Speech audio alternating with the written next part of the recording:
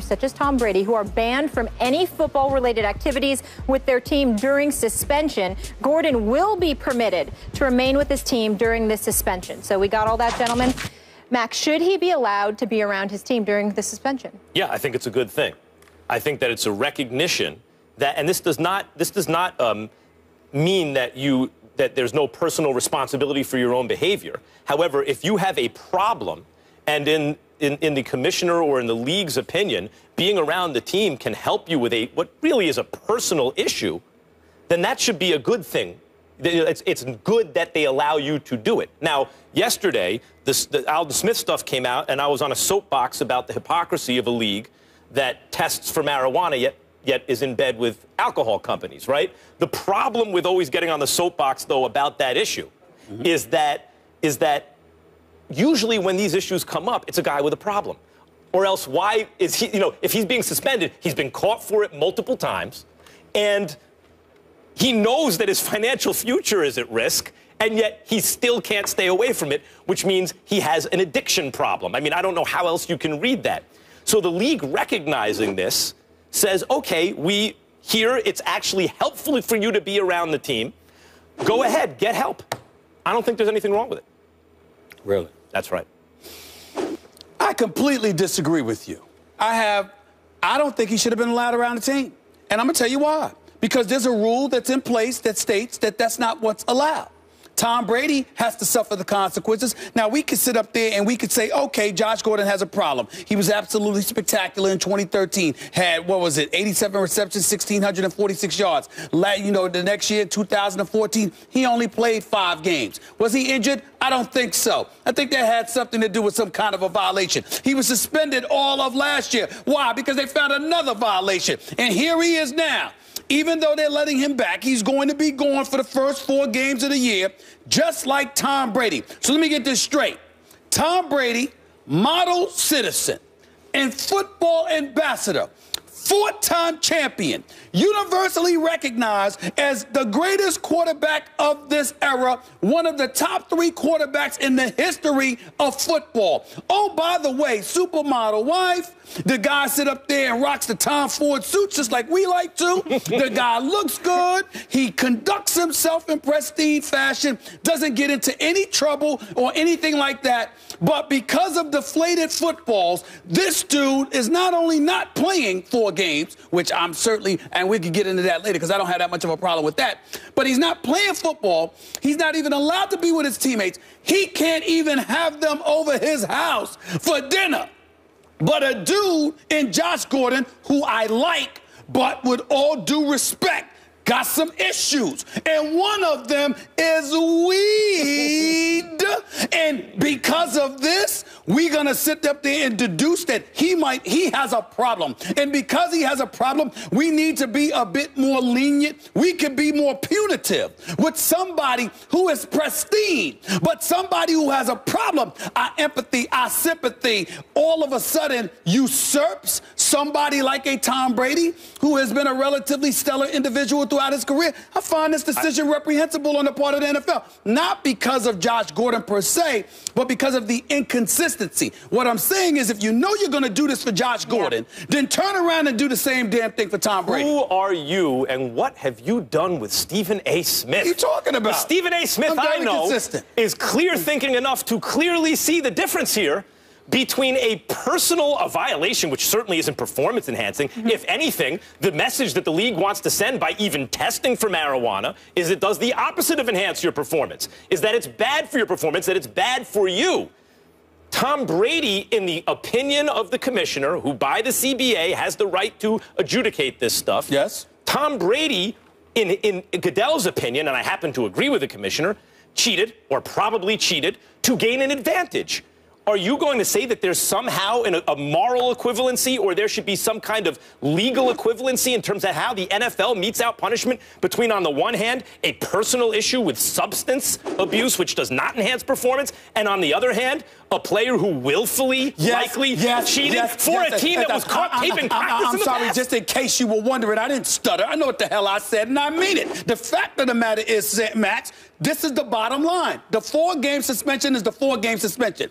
If you are suspended for 4 games, I'm not saying that, oh, it should be the same no matter what. But if you're going to give Josh Gordon, if you want to sit there and not be as punitive against Josh Gordon as you are against Brady, then why suspend him to 4 games? Why not suspend him 2? Why not let him back 2 games earlier? I'm saying that while you're suspended, a suspension is a suspension. And under the rules of a suspension, if you are not allowed to be on, listen. What are you, the suspension police? Evidently so. Somebody need to be it, so I'll take on the title. If they gave it to me, I'm telling you right now, if I were the commissioner, I would probably lessen Josh Gordon's suspension from 4 games to 2. But while suspended, he would definitely suffer the same issues that Tom Brady has suffered from. Here's the problem Goodell. Here's the problem Goodell has right now, and it's, I think, the reason that you and probably others will also take the position that he shouldn't have double standard for Gordon and Brady, although I don't think it's a double standard. I don't think all suspensions have to be created equal and all this kind of stuff. But here's the problem with Goodell. Power corrupts. Power tends to corrupt, and people have an intuitive understanding of this. And so they're suspicious of power, particularly someone with as much power as Goodell, where in the past it seems to have corrupted the process, or at least his thought process about how to mete out justice. And so now, because of that suspicion, whatever Goodell does will be met cynically by people. It will be received cynically. Here he's doing something constructive. I owe you an apology. I owe you an apology. Max Kellerman, I apologize. I had no idea that you were Mr. Sensitivity. I had no clue. I had no clue, Max Kellerman. I had no clue that what you were concerned about is the commissioner being concerned about public opinion and how that could potentially sway him. Far be it for me to think otherwise. Far be it for me to think that Max Kellerman could give 2 rocks about what the hell the public has to say. Okay, if you're the commissioner, you're going to do what you believe is right. That's what I'm saying. But he's doing the right thing, but it will never be met. It's not the right thing. It will never be received well because people are cynical about his intentions. But I'm saying to you, it's not the right thing. It would be right to me if Roger Goodell took Josh Gordon and said, instead of 4 games, I'm going to suspend you for 2. That might be right. But while you're suspended, you shouldn't be subjected, if you're Tom Brady, to different, more punitive rules against you compared to somebody else who's suspended. A suspension is a suspension. If you're sitting up here and you're suspended from work, guess what that means? You don't show up. Now, some people might have paid suspensions. Some people might not. But guess what? You're not on the air. And in the end, what's the difference between Josh Gordon and Tom Brady? The fact is you're looking at Josh Gordon, and he is in a situation where you can't stay off the weed, possibly the sauce, possibly something else if you're hanging with Johnny Manziel, by the way, and then you're going to turn around and just sit up there and tell me that this dude deserves more leniency than Tom Brady? I wrote it down yesterday. I disagree with that. How do you feel about staying off the weed again? Because I forgot. I wrote it down, but I can't find it. Football players, guys that cost themselves money, stay off the weed. Right, got it. Period. Here's the thing. So look, the team doesn't have to let him around. The team doesn't have to decide to let him around his teammates. Any team's going to let their player around the teammates. So let me get this straight. This is your position. Simply because of your idea of the definition of a suspension and how somehow they should all be treated the same. In the judgment of the commissioner, if this individual would be helped by being around his team, in the judgment of that player, if he would also be helped with the problem that got him suspended in the first place by being around his team, and in the opinion of his team and his teammates, he would be helped by being around them. None of that should change what actually happens because of some inflexible idea of the definition of suspension. Once again, I owe everybody an apology. I thought we were talking about the NFL. I didn't know we were talking about daycare center. I had no clue. I was lost.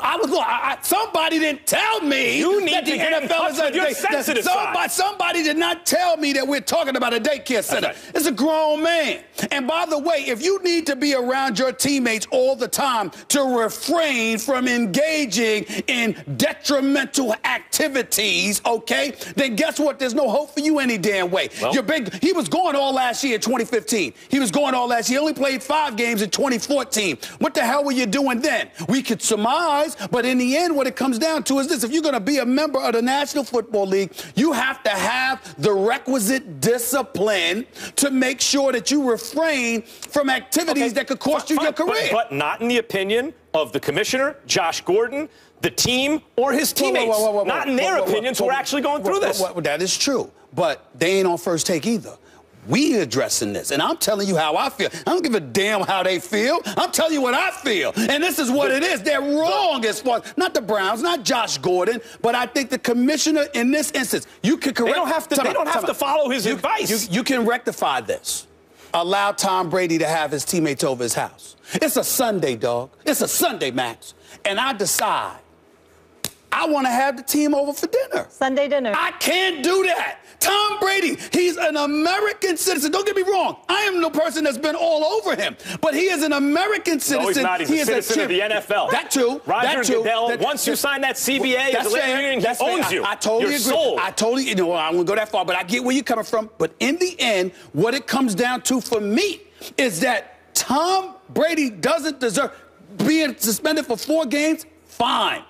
But you can't talk to your teammates. You can't be around your teammates. You can't even have lunch or dinner with them at your house. Who the hell does Roger Goodell think he is? That's crossing the line. That's crossing the line. Right. And check the CBA. Roger Goodell can do basically whatever he wants. Nobody has made that argument as religiously as me, which Molly will attest to. Yep. But I'm saying, usually he's not Team Brady. I thought it was hard and fast. I didn't know that you would turn around and say, well, Josh Gordon, he's got a problem. Let's have him around the team. You all feel free to bring him around. Let him play throw footballs with you Maybe guys. They just want to get him away from he can't practice. He can't train. You don't have a problem with Josh Gordon being around the team. You have a problem with Tom Brady not being around the team. I have a problem with the rules not being consistent. But what I like about this is here the commissioner is actually making a distinction between a cheater and a person with a problem. Cheating goes to the integrity of the game. And a problem goes to your personal life. And I usually would agree with that. But in this case, with them having the same 4-game suspension at the same time, I mean, both of them, 2016 season. Two guys might have the same sentence. They're up for parole at different times. I'm just saying that it's wrong, Max. It's wrong to me for the commissioner to sit up there and make such a concession for Josh Gordon while doing that to Tom Brady. I have no problem with the suspension, which we're about to get into. I have no problem with the suspension, but the other stuff on the side your boys can't come over your house? What? I can't have my boys over my house because ESPN says so. Really? Something wrong with that picture? Something's wrong with that picture. Especially a team that has taped practice before in the past. I think there is an argument to be made Tom Brady didn't that there's a nature of conspiracy involving the team. No, not really. Of course he should be allowed to be around. Of course Tom Brady should be allowed to have his friends over to his house, but that's separate from Josh Gordon being around the team. Okay, so the sticking point for you is the inconsistency, and that yours is that all suspensions aren't created equal. Of course. Each thing should be treated differently. All right, speaking of double standards, when we come back, PTI's Tony Kornheiser thinks Tom Brady and Peyton Manning have been treated differently by the NFL. Is this fair or unfair? Why is Max laughing at me? What you laughing at me for, Max? What you laughing at me for? I think I know. Interesting. Stephen A., you on board with Kornheiser here? No, I am not. He comes across as somebody that's sounding like it's all about what Belichick did and it has nothing to do with Brady. Now, I understand for those out there that just heard me in the first segment, you'll say he's all over the place. Well, I am, because it's 2 separate issues to me. The consistency of the suspension with Josh Gordon juxtaposed to Tom Brady is one issue entirely, regardless of how egregious I believe Tom Brady may have been in all of this. In the end, a suspension is a suspension, and if Josh Gordon has a 4-game suspension, he shouldn't be treated differently than Tom Brady just because he has an issue. Because the fact is that he's been more of a problem for the NFL in terms of image than Tom Brady could ever be. in his entire career, as far as I'm concerned. But I say that to say this, Max. The reason why I disagree with Tony Kornheiser is that everybody can talk about Bill Belichick all they want to, and they can talk about how Bill Belichick is so meticulous, pays attention to every detail, knows everything. Who is unquestionably the biggest beneficiary of whatever alleged transgressions one would aim towards Bill Belichick? It would happen to be Tom Brady. Tom Brady is the quarterback. He's the guy that gets the football from behind center. He's the guy that hands it off to the running backs. He's the guy that throws it to Gronkowski, who will be throwing it to Martellus Bennett, who used to throw it to Julian Edelman and Danny Amendola and Brandon LaFell and all of these boys. Tom Brady is unquestionably the biggest beneficiary to whatever you want to point at in regards to Bill Belichick. And no matter whether the footballs were deflated or not, there is no question that the equipment managers and the deflators, or whatever you want to call them, it's no doubt that they did it to the specifications and the desires of the quarterback, because if you didn't do it to his desires, then ultimately it's not something that would vibe with Tom Brady, and we all know that, as it would be the case for any quarterback. Now, I have been on the record, Max, saying it's all much ado about nothing. I don't give a damn if Tom Brady was throwing Nerf footballs. He still waxed the Indianapolis Colts. He's still a fantastic quarterback. With regulation in the second half, I was scoring 28-0. He's still one of the greatest, if not the greatest, quarterback of our generation. He's still a Hall of Famer, first ballot. My issue with him is that he deserved what he got, because when you fight City Hall, meaning the NFL, you knew that this stopped being about deflated footballs the second he appealed his decision, and more importantly, Judge Berman ruled in his favor. They sent in an appeal. 2 hours later, they were ready to dance, because to them, this was bigger than Tom Brady. This was about Tom Brady, his lawyers, the NFLPA trying to usurp the authority of a collective bargaining agreement, and it was about sending the message that their power would not be usurped. That was what that was about, which is why I don't have a problem with the suspension. It's why I disagree with Tony Kornheiser when he talks about draconian ruling and all of this other. He might be right about that, but he's wrong about this being all about Bill Belichick, because that's how his answer came across anyway. It's not about Bill Belichick. It was about Tom Brady in concert with the NFLPA trying to usurp the power that was granted to Roger Goodell by the CBA. They had to send a message. You're going to serve those 4 games, come hell or high water. That's what they have to do. Don't think they have to do more than that, which is why I took the position I took with the Josh Gordon topic. But they had to send a message. We're going to get you 4 games. I think what my boy Tony Kornheiser was referring to here was the kind of soft power that relationships give you. And this is your life. This is business. This is with friendships, with any kind of relationship. Good relationships generally help, and bad ones generally hurt. So I think what Kornheiser is referring to is the good relationship that the Mannings have with the NFL. The fact that, in this case, Peyton Manning cooperated with the NFL, which is what you would expect, not only from someone who actually is innocent, but from a family like the Mannings that have such a good relationship with the NFL and vice versa. That wasn't what Tom Brady did. Tom Brady was not seen by the NFL to be cooperative. So how does that play into everything? Well, you said you don't think there's any doubt. Tom Brady's the beneficiary of it. There's no doubt that he knew. I agree with you that he knew. That's my basic feeling. But I do think you could establish reasonable doubt if it was in a court of law. Now, the way it works in the NFL is it's not a court of law. It's the court of Roger Goodell's brain. That's the kid. So who he has relationships with and how they peddle that kind of soft power is significant.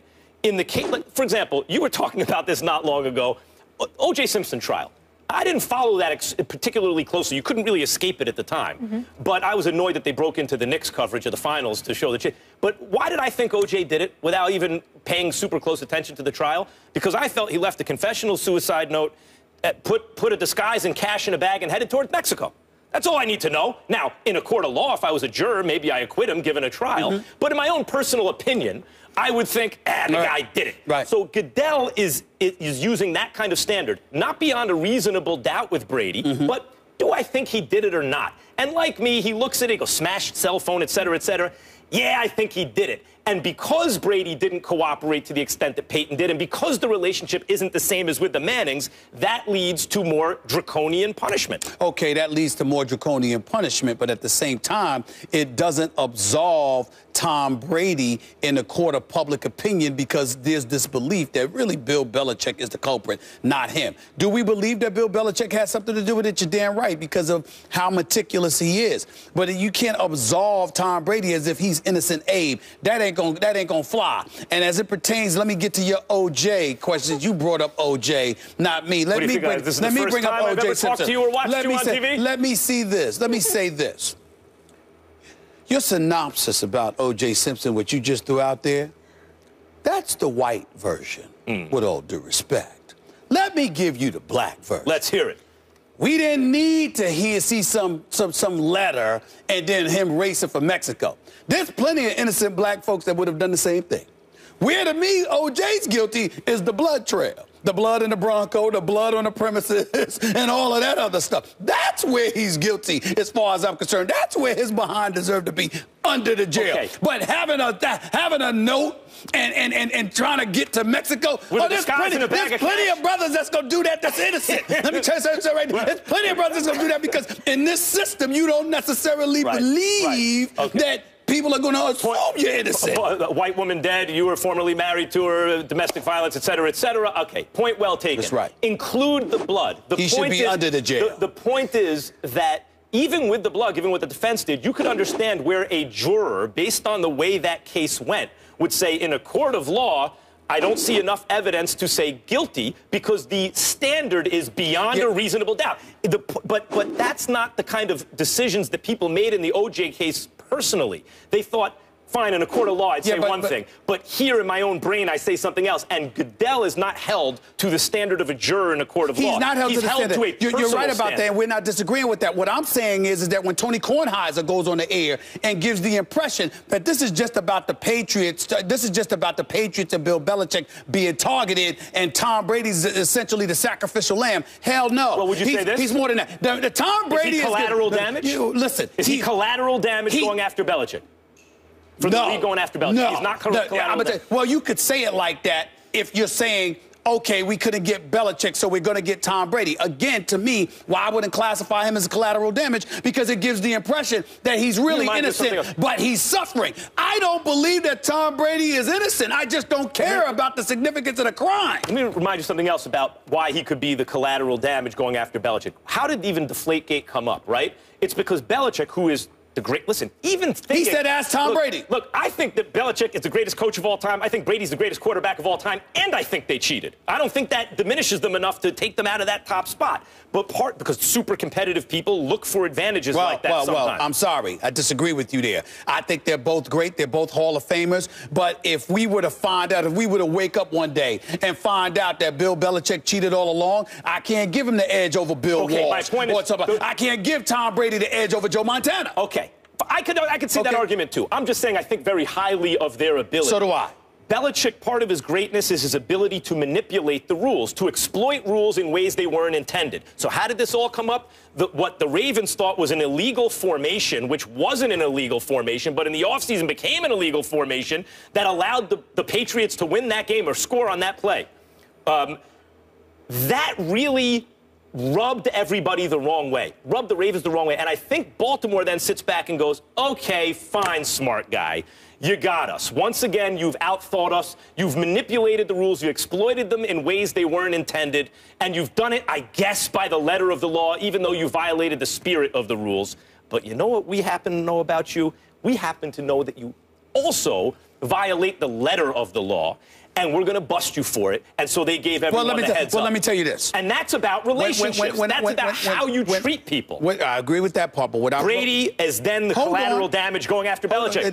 Listen. You can't. It's not just because it's not collateral damage. Because again, collateral damage, intimates that Brady is somehow absolved from all of this, and he's not.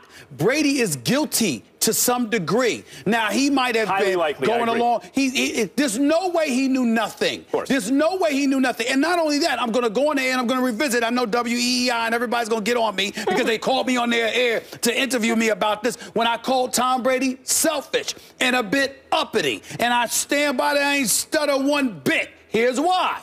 Because when you look at Tom Brady, you're saying, okay, your legacy, stop.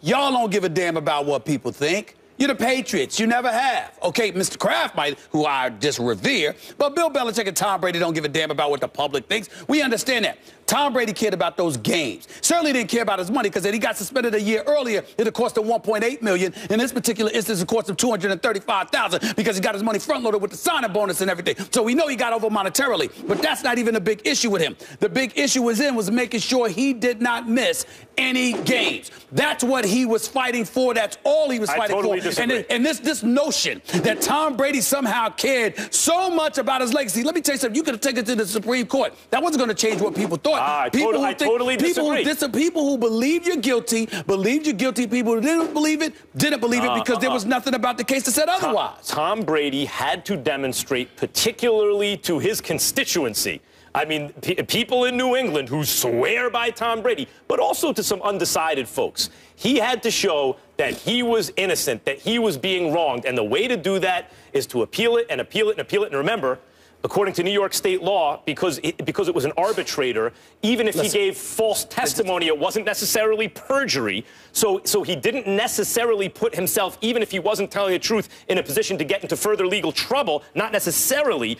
What he has done to a lot of folks, people I talk to about it, say, especially Patriots fans, but even others, look, he keeps appealing it like he's giving the impression to people that he didn't do it, that he has some kind of righteous indignation about it. I'm going to challenge the people that you're speaking to, because you know Southern California is a long way from Boston. You've been chilling in the sunshine a little bit. Let's be clear about that. Can you tell? Does it show? Yeah, I can tell, okay? That's number one. Number two, do you realize it's day two, but do you realize how asinine that statement you just made was in terms of Boston?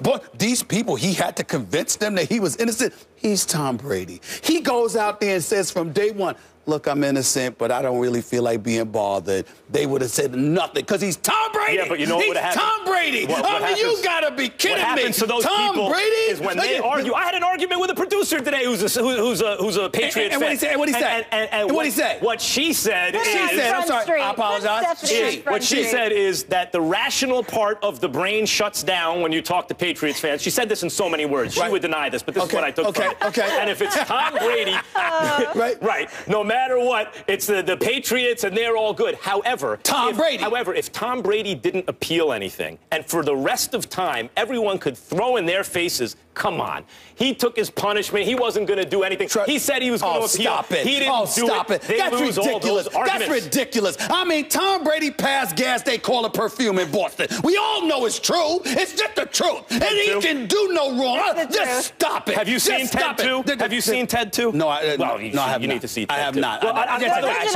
nothing to do with this. You have to see that promo. That promo. I remember that with Mark Wahlberg. Yeah, I got it. Ted's very good. Are you not entertained? Come on. That was good. Come on now. They have to be convinced that Tom Brady. Be undecided. No, please. When we come back, there's an election right now. They're undecided. Heavyweight feeling the heat. Michael Jordan criticized for finally speaking up. Is he taking too much heat? That is the debate next. First take, just getting started. You know we came to... Michael Jordan said he was troubled by the growing violence between African Americans and police officers in this country. On Wednesday, MJ told ESPN's The Undefeated he will donate $1 million each to the Institute for Community Police Relations and the NAACP Legal Defense Fund. Jordan said he's making the donations to foster greater understanding, positive change, and create a more peaceful world. Here's a part of Jordan's statement.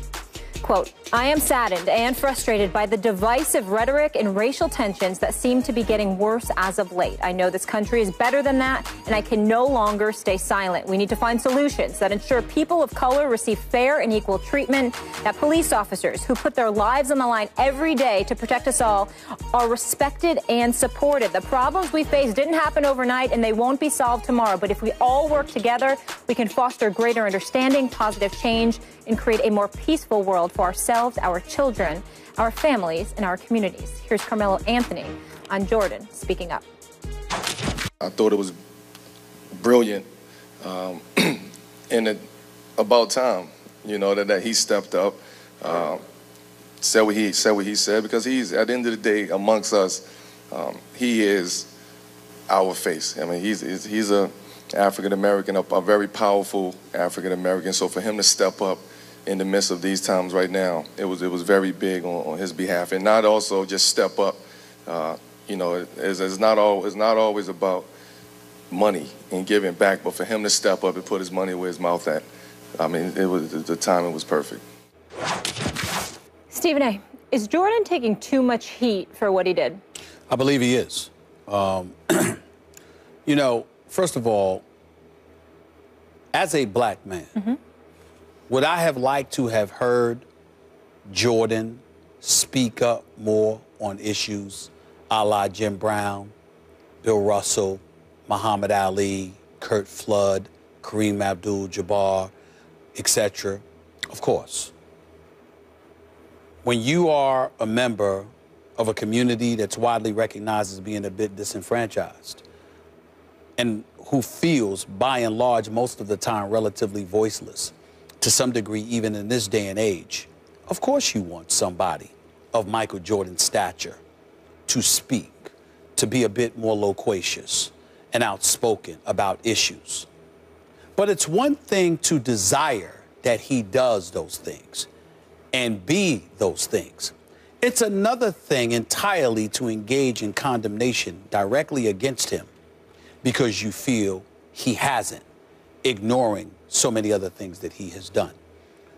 I have always been told throughout the years, and to some degree, I've seen Michael Jordan be incredibly charitable, not just with his time, not just with his money, but also with providing the appropriate face to what you want someone of his stature to be about. Michael Jordan surrounds himself with individuals who are educated, who are intelligent, who are accomplished in their own professions, who also happen to be black. And there's a certain level, there's a certain requirement that he will have in terms of you putting your feet on the ground, pounding the pavement, and doing the things necessary to elevate yourself to another level. It's similar to the kind of thing that Kobe alluded to when he wrote that letter last week for the Players Tribune. And he talked about not necessarily just giving to people and playing the role of enabler, but instead putting them in positions so they can ultimately carry themselves, because you're not doing them favors when you're just handing stuff to folks without them having to position themselves to really work for it, develop a skill, and take themselves to another level. These are the kind of things I think need to be looked upon and thought about and elocuted when talking about Michael Jordan. I look at a man that not only was the greatest player in the world, I looked at how he dressed, I looked at how he carried himself, I looked at how he projected, because what I saw wasn't just an individual who was trying to look good or floss money or do something like that. I looked at Michael Jordan as an individual that was saying, this is what they taught me works in order to elevate myself to another level in the world of corporate America and beyond, which is what we're trying to do with our community.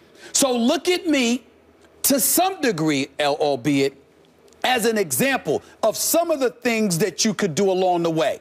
I look at a guy like Kobe. I look at a guy like LeBron James. I look at D-Wade and all of these other guys, you know, with the fashion statements and all of this stuff, and LeBron having a business acumen that he has. And I see individuals that took it to another level. What Jordan had to fight through in the 80s, they didn't have to fight through at the turn of the millennium. He facilitated Melo and LeBron and D-Wade and others ultimately becoming what they became, him and Magic Johnson. Because when we see Magic Johnson, we thought Showtime in the 80s. Now we see the businessman. What the level of reverence that we should have for these individuals, there are no bounds to the words that I can express to thank them sincerely for all they've meant for our community. And when you see their good, there's no question that there are things they could have done better. But when you see their good, it so far outweighs the negative that on a day like yesterday, when the man announces what he has done, I felt not bad or negative towards anybody. I just found myself asking, why would we feel the need to sit there and look at him and say, about Tom. I understand that coming from pundits in the newspapers and beyond. I saw a really good column about it in the New York Daily News. But if you are a black man, how on that day yesterday could you say that about him?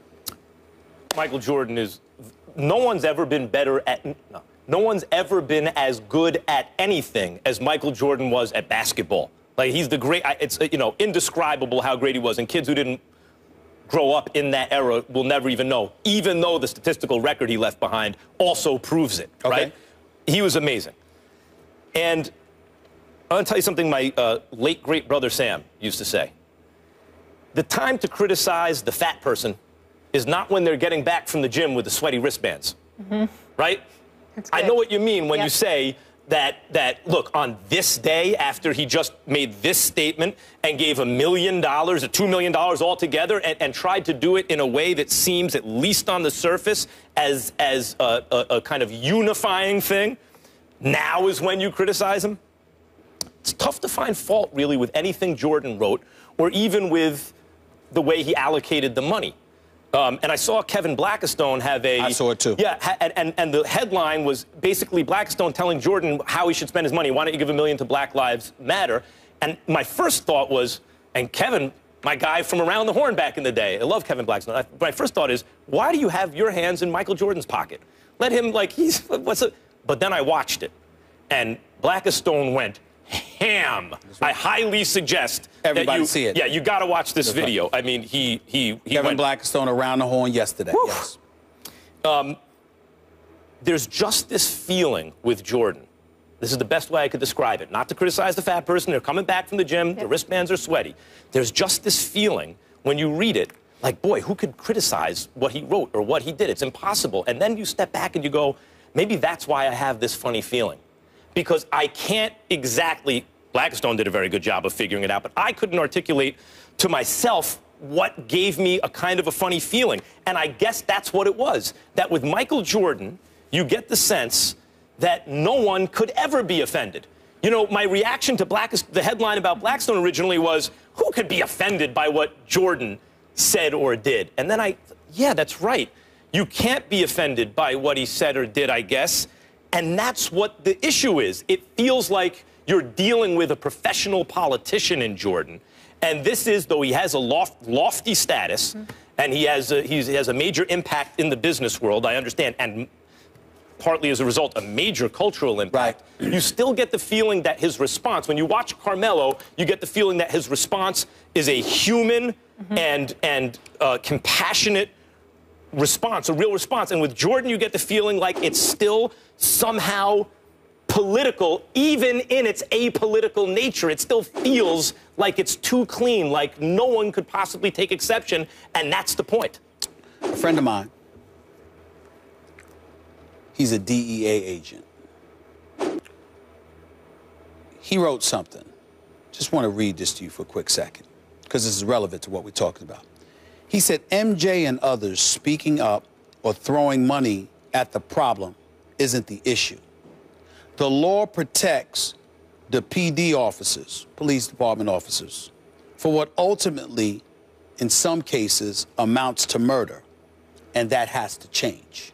He's not calling all officers murderers. He's not doing anything like that. He's saying that in cases when that has taken place, which has basically fueled Black Lives Matter and other things, he said the law has to change. The reason I bring that up is because it's incredibly important to know that when you saw Blackistone yesterday going ham and going in, and all of his points were salient. If you know anything about Kevin Blackistone, there's nothing but respect. The man's a columnist, Dallas Morning News for years. The man is phenomenal at a lot of different things. He's a good man.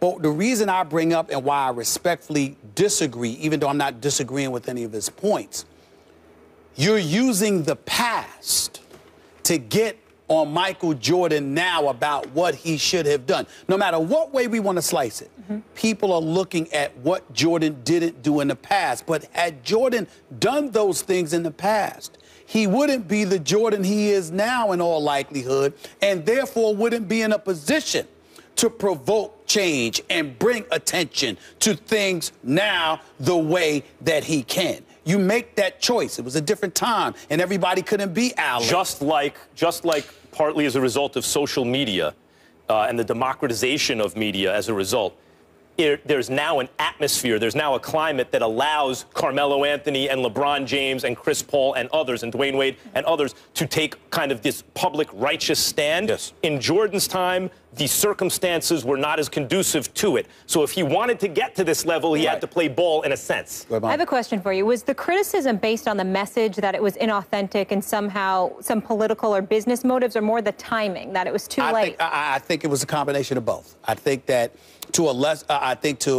equally, it's the fact that people feel he should have stepped up a long time ago. And to some degree, because of what Max articulated, how it just seemed so safe. Because how could either side disagree with anything that he had to say? There are some critics that are going to look at it that way in terms of having a problem with it. Here's why they'll have a problem with it. They'll have a problem with it because they'll say, if nobody has a problem with what you're saying, then what risk have you really taken? And if you're not willing to take that risk, why can't you? You're set for life, blah, blah, blah, blah, blah. And I'm saying everyone isn't meant to articulate and elocute their points of view. Everybody doesn't have that gift. Everybody doesn't have that comfort level. Jordan may very well be very, very comfortable working behind the scenes and making things happen that way. Some people swear that's what he's done. Someone like Oprah was comfortable doing both. Oprah put her money where her mouth was, but she wasn't afraid to put her mouth where her money was. And so because of that, everybody's different. In the end, ultimately, what we must grow as a community, in my opinion, to ask ourselves is this question. Are you an asset or are you a liability? Are you making a contribution or are you not? If you are making a contribution and you are an asset, what's the moaning about? So in other words, if you're making a contribution, then the criticism shouldn't be how much of a contribution you're making. Right. The fact is you're on the plus side of the ledger. You're on the plus side of the ledger. I like that, and that's my basic reaction to what Jordan did, and yet I get what Blackistone is talking about, and I understand that funny feeling.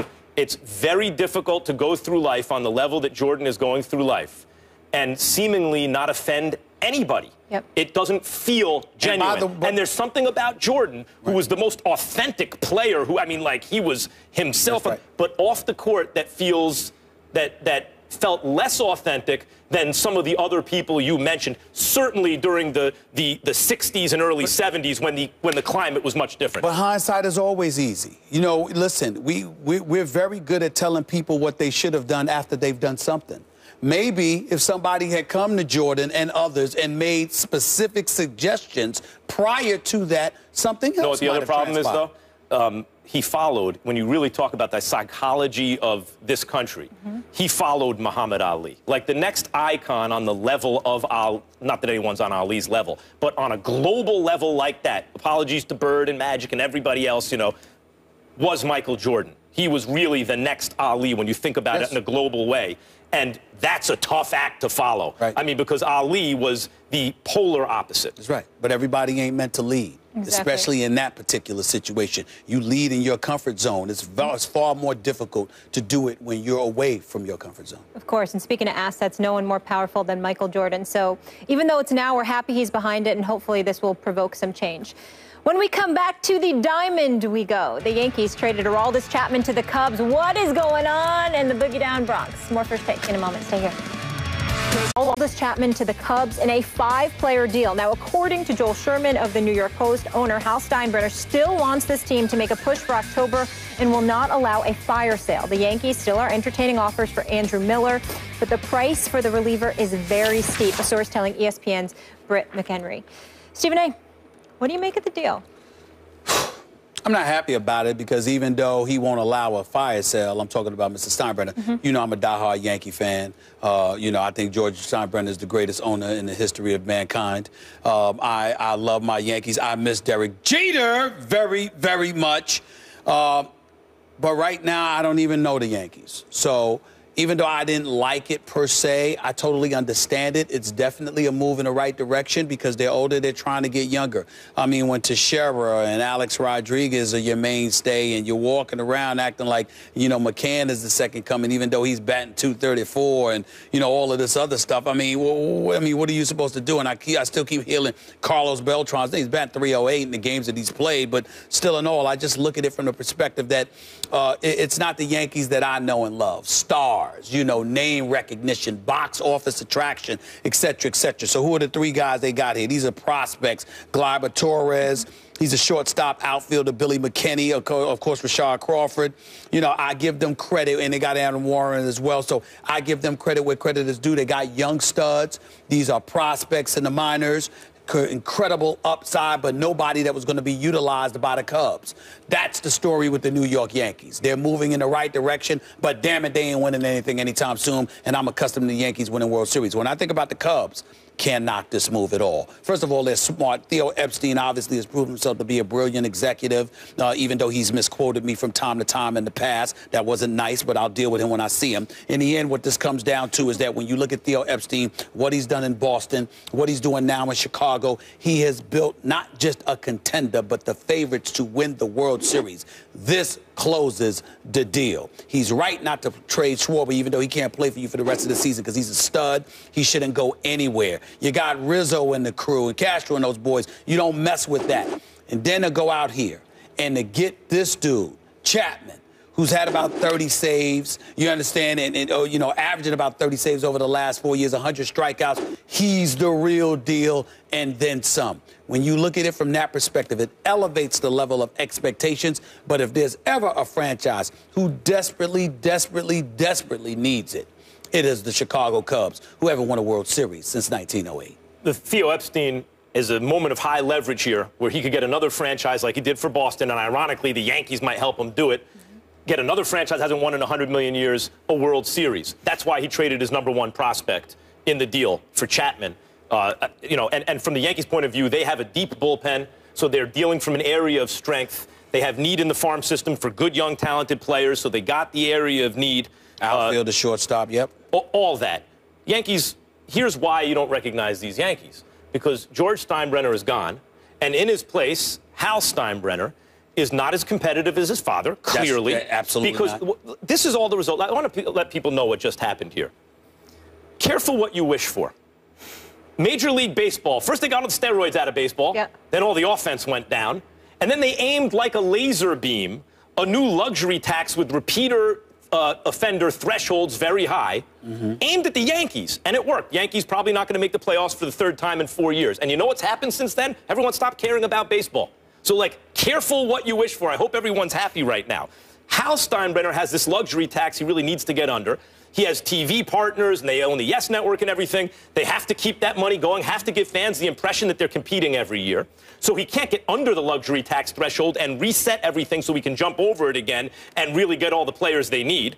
And yet, he's not competitive enough to affect his bottom line in a way to smash through the luxury tax threshold, since they're already over it, and sign everyone they need because it's so punitive, the luxury tax. That's why the Yankees are in this position where every year they're a little over 500. They're not going to make the playoffs. If they make the playoffs, they're not going to go on a run. So I just want everyone to realize what just happened. The New York Yankees, at the trade deadline, the #1 brand in the history of baseball by far, just traded the hardest thrower in the history of the game at a time where they're only 4.5 out of the wild card. That's right. I mean, that's the new state of baseball. Everyone thinks they want parity. Everyone thinks they want the PEDs out of baseball. You got it. How do you like it? Because box office says not that much. I feel your point in that, but getting back to Chicago, listen, I find myself as a native New Yorker actually root for the Cubs. I mean, damn, you ain't won the World Series since 1908. I mean, it's pretty damn bad. And I don't know why the hell I mentioned Castro. I meant Chris Bryant. But what I'm saying to you is that Chris Bryant said, I mean, this kid is a stud. Rizzo's a stud. We owe Zobrist. Look, they've got a shot. There is no reason, particularly with this pitching staff. You got Lackey, you got Arrieta, even though he lost his last 4 starts. You got a crew of pitchers, and you got a closer now, and you've got the only thing that can derail the Chicago Cubs, other than injuries, is pressure or whether or not there truly is a curse. There's absolutely nothing else stopping them right now. There's one more thing. What? One more thing is, like we already know who's going to be in the finals in the NBA next year. We know because basketball is fundamentally a deterministic game. It's not probabilistic. Yep. When you have that team in Cleveland and that team in Golden State, barring injury, there is literally no way for anyone else to make the finals, right? Barring injury. NFL and Major League Baseball, best team doesn't always win. You just don't know. You know, there are too many variables. It's underneath it all, it's probabilistic. It's not as deterministic. So Arrieta is such a great ace, and now you got a flamethrower in the bullpen. You have all these athletic position players, and given the totality of you think, yeah, the Cubs should win the World Series. Doesn't mean they will. They can get the worst team in baseball can beat the best team in baseball. Well, it all comes down to pitching, though. It all comes down to pitching because I don't care what anybody says. When you have starting pitching, that usually gets it done. I saw Bumgarner win a World Series a couple of years ago. Right. He was the lone dude. I mean, even though other guys showed up, it was really about Bumgarner being available 3 games in a World Series and being able to close the deal for you. And I'm looking at Lackey, I'm looking at Arrieta, I'm looking at Lester. You got these boys, they show up. You shouldn't have a problem if you're the Cubs. But that's right. You need to be able to identify the big game pitchers. There is such a thing as big game pitchers. Kurt Schilling, El Duque back in the day. Those were big game pitchers time and again. Fernando Valenzuela back in the day. Nowadays, you have some big game pitchers like Bumgarner. Hard to tell who they're going to be. Clayton Kershaw is a better pitcher than Bumgarner, except when the chips are on the line. Well, you put it. The Giants went all the way. I always think that's unfair to Kershaw. First of all, I think Kershaw has been mismanaged. I think he pitches entirely too many innings. I think he pitches too deep into games. I think that to some degree has contributed to the injuries. This is why we haven't seen him since June 26th. Because Kershaw's in there. You're the Dodgers. You're up 3-0, 4-0. It's the 8th inning, and this dude is still pitching. Why? Why? Especially with his freaky release. Why even take the chance? Why can Bumgarner do it? You know, Bumgarner does it. Well, he's Bumgarner. Right. But that's what I'm saying. You don't know who that guy is going to be until you see him in that position. But Kershaw doesn't have the durability. He's got the skills. So you got to protect him more during the game. Plus, Bumgarner's in Northern California. We all know how cold it gets there. No, Oakland and San Francisco ain't L.A. I'm here to tell you. I'm an eyewitness. Whereas in Southern California, I think I've been living for the last 5 years. You've been in Southern California. Now, I saw you wearing a jacket when you were in Oakland. When you were sitting up there in Southern California, I saw you with a short sleeve shirt on. Right, there's a reason for that. So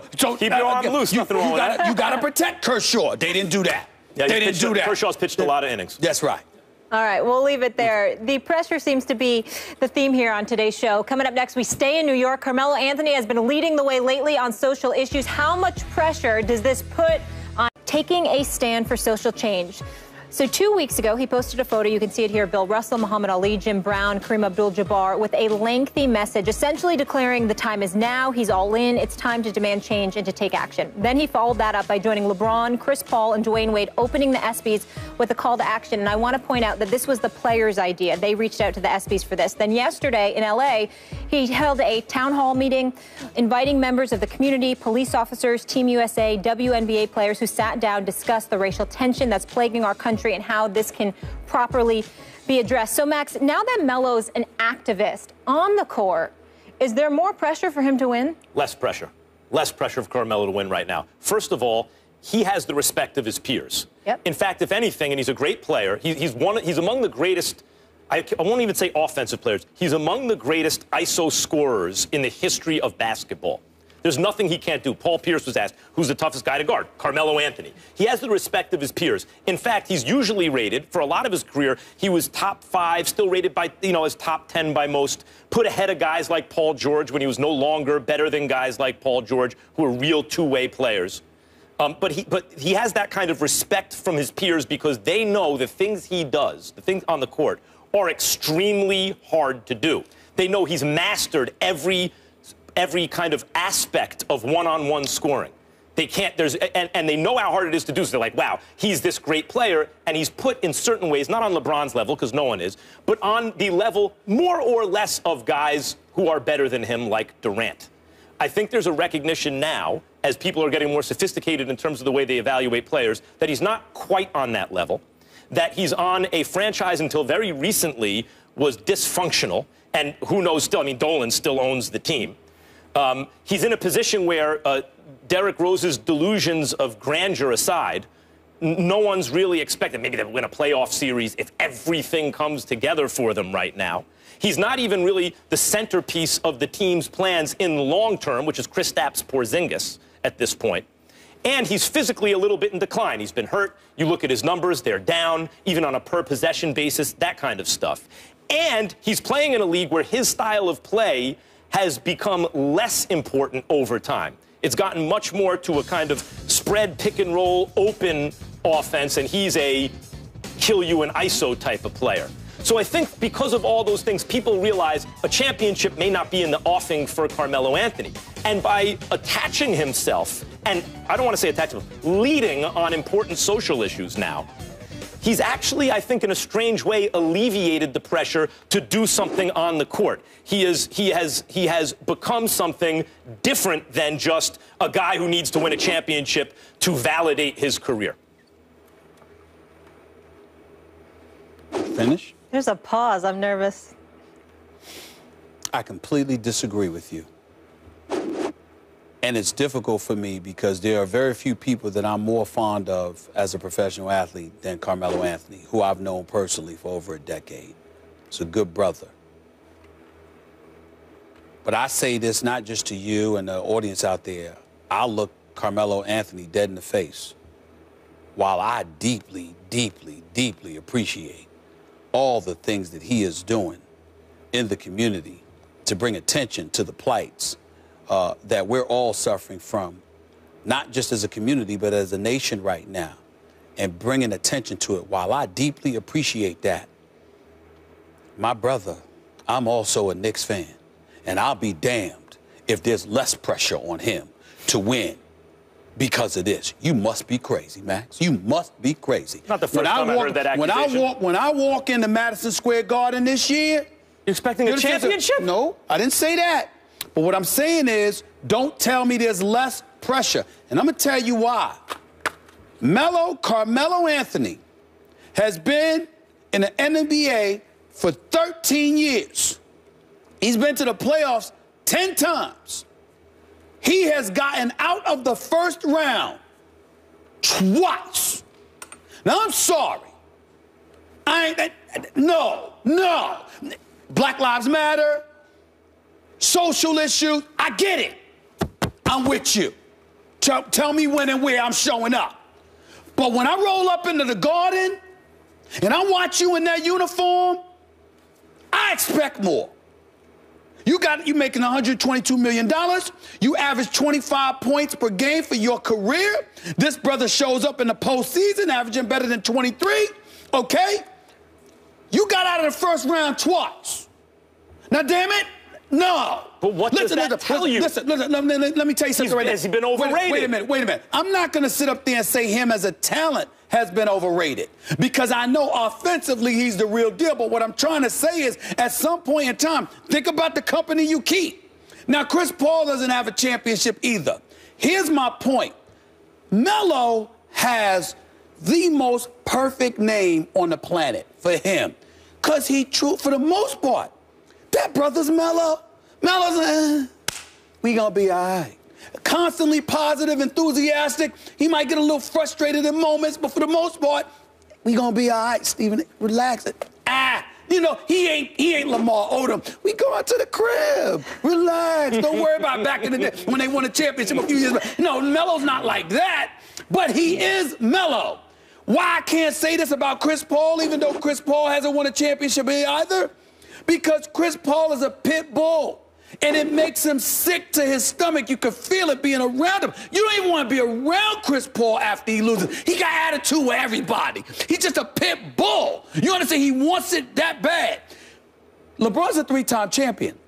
LeBron has gone to 6 consecutive NBA Finals. Dwyane Wade can go to Chicago all he wants and be with that average team that he thinks is going to compete. He is a 3-time champion. I have nothing to say. But when you ain't getting out the first round, that disturbs me. Here's where it gets worse. I have a problem with Carmelo Anthony playing in the Olympics this year. First of all, I have a problem with all of them because I don't think any of them should be over there because I don't think it's safe. I don't think it's safe, and I think it's nasty. What we've read, I think it's nasty. When you listen to Greeny talk about the water being the equivalent of raw sewage, you don't need to be there. You know, they're just sharing the borders with 10 different nations and Al-Qaeda and ISIS out there. You don't need to be. That's my opinion. That's just me. But you're there, fine. But for Carmelo Anthony, I don't think he needs to be there. You know why? You already got 2 gold medals. What the hell, you want a third? That you're fine, you get the third. That don't gloss over the lack of an NBA championship. And what I'm trying to say is that I need Melo, who is one of the elite players in this game, who is big time. It's my brother. I got nothing but love for him. But don't tell me it's less pressure. It's more pressure because if I'm a Knicks fan, I see you in the news for all of these other reasons, and I appreciate it. But I also want you in the news for this. In May, at least May, if not June, could you give me May? May, man, not the end of April. What are you complaining about? You're older than me. You've seen a Knicks championship. I've never seen a Knicks championship. Please, I was 6 years old. Come on, man. I was 0 years old. 5 years old, really, because I turned 6 in October. My point is, I want to see it, man. I mean, May, you ain't have to give me June, because if you run into LeBron, I respect it. But right now, I'm looking at the Knicks with Derrick Rose running his mouth, Joakim Noah, Kristaps Porzingis, and Melo. To me, based on what I've seen in the Eastern Conference, there's no reason on earth why I can't see the Knicks against Cleveland in a conference final. Okay, I don't care if his name was Intense Anthony. I don't care if his name was Stephen A. Anthony. It comes to a point where people have to admit, look, what we thought about a guy and what level he was on was wrong. I used to catch flack a couple of years ago because if you watched both guys, you knew that Chris Bosh was clearly superior to Kevin Love. Chris Bosh was playing on a championship team. He was playing third fiddle. He played defense on every possession. He was playing away from the basket on purpose. Like, there were all these things he was doing that sometimes he would wind up with 7 points and 8 rebounds, and the stats didn't look good. But if you watched the impact on the game, you know Chris Bosh was all world. And if you watched Kevin Love as the primary offensive force on a sub-500 team, you knew that Bosh was better than him. But the numbers all said Kevin Love was better than Chris Bosh, and so people bought into it. I don't know if anybody who bought into that. Oh, a lot of people bought into it. I don't know who they are, because Kevin Love was never better than Chris Bosh. I was trying to tell people at the time. You should see my Twitter timeline. And Kevin Love is good. I don't want to disrespect him. No, of course, but he's not Chris Bosh. But he wasn't better than Chris Bosh. Same thing with Carmelo Anthony and Paul George. A couple of years ago, it was pretty obvious Paul George was a better basketball player than Carmelo Anthony. Carmelo Anthony could do more difficult things more easily on offense, but as an overall impact player, both sides of the floor, Paul George was a two-way player. Carmelo Anthony isn't. Maybe it's time for people to recognize that the player they thought Carmelo was, which is an elite, all-time great kind of player, is not actually who he was. That if you're a one-way player, the best you're going to be is a very good player. I am not willing to quite concede. A championship I am willing to concede that Carmelo Anthony is not a great two-way player because he doesn't play defense that great. But offensively, he is legit. No, scoring and offense. But the ball doesn't always move with Carmelo. Well, you know what? Like Allen Iverson said, I give you the ball. Ultimately, it touches 4 or 5 different people and gets back to me with about 5 seconds on the shot clock. Evidently, you didn't want it. What you want me to do? That's how I look at Melo with that. There is some truth to that. Yep. Melo is a big-time offensive player. I'm not talking about any of that. I'm talking about results. You had an opportunity to leave to Chicago, albeit for less money. You didn't do it. You had an opportunity to go other places when you left Denver. You didn't do it. You had an opportunity to hold Phil Jackson's feet to the fire instead of capitulating to what the Zen master wants to do, Mr. Triangle. He got 11 chips. And 2 as a player. No. Yeah, but what as an executive? Well, I mean, let's see. You seem to think they can wind up in the conference finals this year. They're 49 and 115. Get it done. Okay. That's all I'm saying. I'm not saying anything else other than get it done. That's all I'm saying.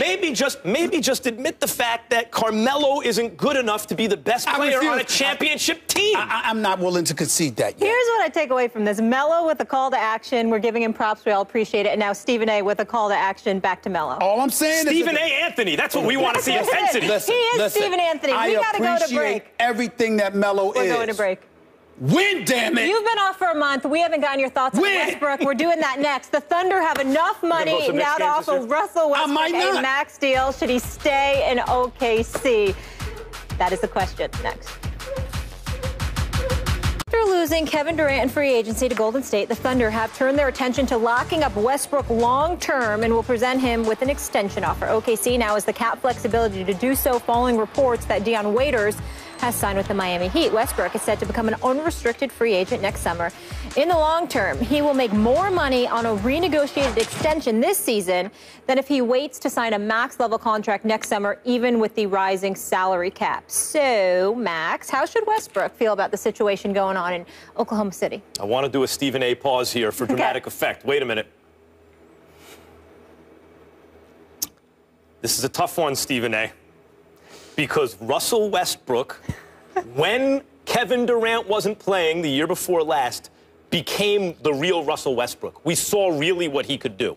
When Durant wasn't there taking away touches, and Westbrook knew he had unbridled control of the team, he was playing on a per-possession basis, I thought, at least as high as Steph Curry or anyone else in the league, LeBron James, anyone that year, and was a legitimate MVP candidate.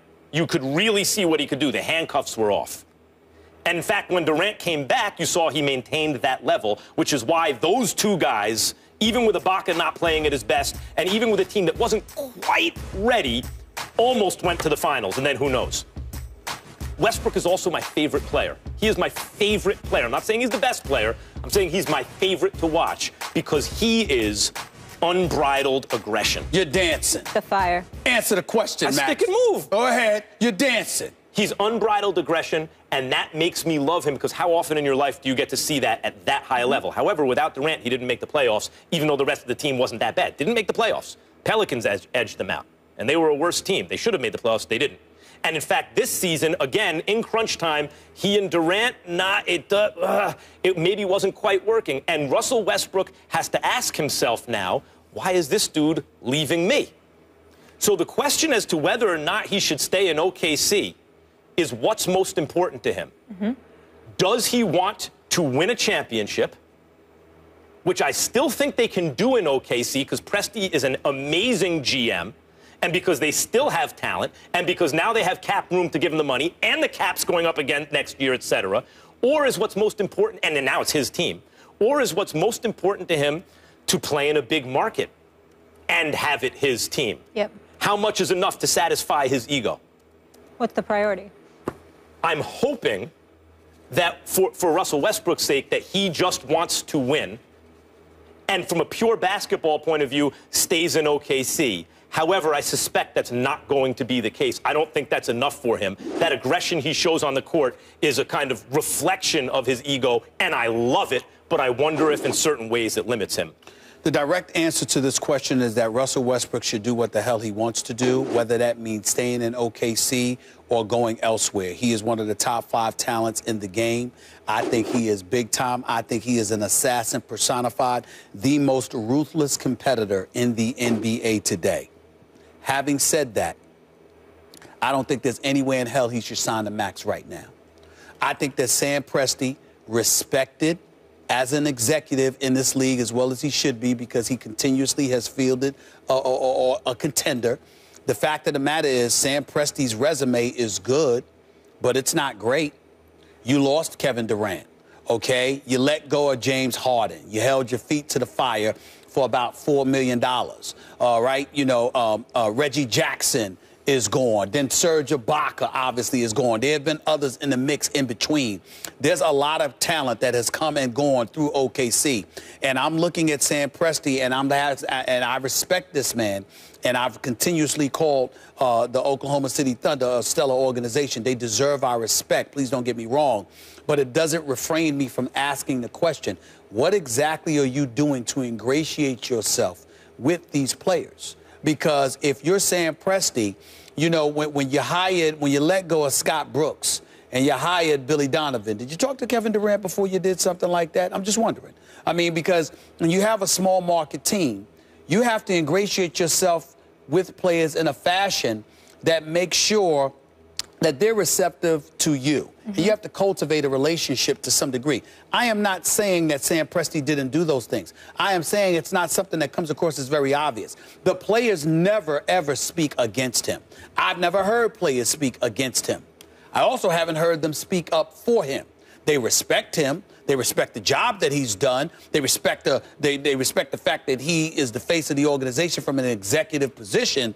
But is he that guy that goes about the business of successfully ingratiating himself with players where he's building enough of a connection where they're not walking out the door on you? There's the player point of view, but there's also who are you GMing for? Well, if you're GMing for, like, the CBA, which is supposed to be about competitive balance, right? In fact, it's just about funneling money from the players to the owners, diverting those funds to the owners. And so if it was really about competitive balance, a team like OKC from a small market or helping small market teams wouldn't feel the bite of the possible luxury tax and would therefore spend more freely. Sam Presti has been functioning under the premise that he can't just sign Harden to a max deal and Ibaka to a lot of money and pay a repeater's tax by putting good pieces around them. He's constrained by the fact that ownership is essentially cheap in OKC. But you're talking about the constraints. I'm talking about having knowledge of it and working around it in a manner that expands beyond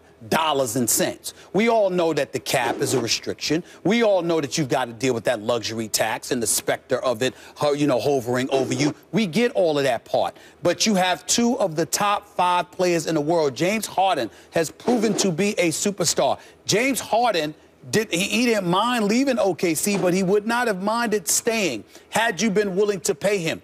You think Westbrook would mind staying? Listen, at the time, in Oklahoma City? At the time, what I'm saying to you is this. You just lost to Miami. You have an opportunity to come back fully loaded, okay? And what do? You let James Harden go and move him to Houston. We were just finished praising the Chicago Cubs for how they've decided to go for it. Well, Oklahoma City didn't, because they said, well, we still got the crew here. We still got enough of a crew. We're going to maintain competitiveness while at the same time doing other things. And where did that get you? Obviously, Kevin Durant was hurt. That's ownership. They won't spend. Well, you know what? They won't spend. I think they could be convinced otherwise by somebody the quality of a Sam Presti. How diligent did you work towards them being willing to spend those dollars? Do you think Westbrook, it's an honest question. I have a question for Stephen A. Smith, who happens to have a lot of sources all around the NBA. Is there any world in which Russell Westbrook would sign a contract extension at this moment to stay in OKC when this is like his real shot to get out? I would say to you, all that we've been told in NBA circles is that he would love to get himself in a huge market, preferably L.A., but at the same time, this is Russell Westbrook, who's a relatively eccentric dude, and I don't think it'd be wise for me or anybody else to even think we could predict specifically what he's going to do, other than saying L.A., because he's one of those people that loves L.A. more than y'all. It's a lot. Yeah, but if they don't sign him, then the question is, should they trade him before the season starts? They should absolutely. You do not wait. If Russell Westbrook doesn't sign a max extension, you either trade him before the season or you trade him before the trading deadline. But they absolutely, positively cannot have Russell Westbrook on the Oklahoma City Thunder for this entire season without a max deal. Then he'd be the second superstar in back-to-back summers you've lost for nothing. Never get over that. Can't do that. We'll leave it there, guys. We go to the NFL when we come back. Time to get familiar with DeAndre Hopkins. If you haven't already, he had over 1,500 receiving yards last week. We go to H-Town. Entering the 4th year of his 5-year rookie contract, a big payday may be in DeAndre Hopkins' near future. Currently making an average of $2 million a year, Hopkins ranked 3rd in the league in receptions and yards and 7th in touchdowns. Not too shabby. Hopkins told our Tanya Ganguly that he doesn't expect a specific number for his next contract, but he wants to be treated for what he's worth. So, Stephen A., how much is he worth is the question. I would say that he's worth a minimum of $60 million guaranteed. Does he deserve the $70 to $71 million that Des Bryant and Demaryius Thomas got? No. Does he deserve the $71 million that Julio Jones got? No. Does the person that can go out there and, as far as I'm concerned, break the market is Antonio Brown for the Pittsburgh Steelers. I think that right now he's proven to be the best receiver in football. Both he and Julio Jones had 136 receptions last year, even though Julio Jones had more yards. Playing with Matt Ryan and what have you, they can do those things. They can compete for that because Julio Jones is a stud. But Antonio Brown is just so special. And the reason why I would value him a little bit over Julio Jones is because for some reason Antonio Brown excels in special teams as well, not just as a receiver. So I consider him a dual threat. As long as he's healthy, I would say that Antonio Brown should be the highest paid receiver in football. But when you take out those two, then everybody else is debatable. Demaryius with Des Bryant. They were both, Des was hurt last year. Demaryius Thomas fell off a little bit, seemed to lost a step, but it also didn't help that Peyton Manning was certainly a shell of itself. And now that you're going to have either Mark Sanchez or Paxton Lynch or somebody else, I don't know how much I'm going to be able to blame Demaryius Thomas for that. We'll wait and see. In the case of DeAndre Hopkins, I'm thinking about a guy, the offense in Houston was ranked 21 last year. Their passing attack was ranked 18th. And I'm thinking about the quarterbacks. Don't get me started with Brian Hoyer, who's lucky to be in the league. Ryan Mallett, T.J. Yates, Brandon Whedon, B.J. Marshall. You're talking about 4 to 5 different quarterbacks. And somehow, some way, DeAndre Hopkins still had 111 receptions for over 1,500 yards. So when I look at it from that perspective, plus I take into account his youth, the fact that he's only had 3 years in the league and he's excelled and elevated his level of play each year, I would say a safe bet, I'm thinking minimum 55 to 60 million, guaranteed. Anything else you pull off there is gravy, but there is no doubt that DeAndre Hopkins deserves at least 55 to 60 million in guaranteed if the 4 aforementioned are all in, well, not Antonio Brown, but Julio Jones, who deserves to be up there number 1 or 2, Des Bryant, Demaryius Thomas, T.Y. Hilton, guys like that. Yeah, he deserves in that kind of range. I think, look, when you look at what guys get paid, it's not just how good they are. It's where are they in their contracts? How much leverage do they have? How good do they make their team? Is it a moment of leverage for the team where they need to pay a guy to stay relevant or to get over the top? If you look at what guys in his position are making, meaning they can exercise your team option and still pay you less than you're worth, I think it comes in more like $14 million a year in salary, maybe like $40 million guaranteed, just because it's not like he's a free agent. You know what I mean? He's trying to kind of buy out a year.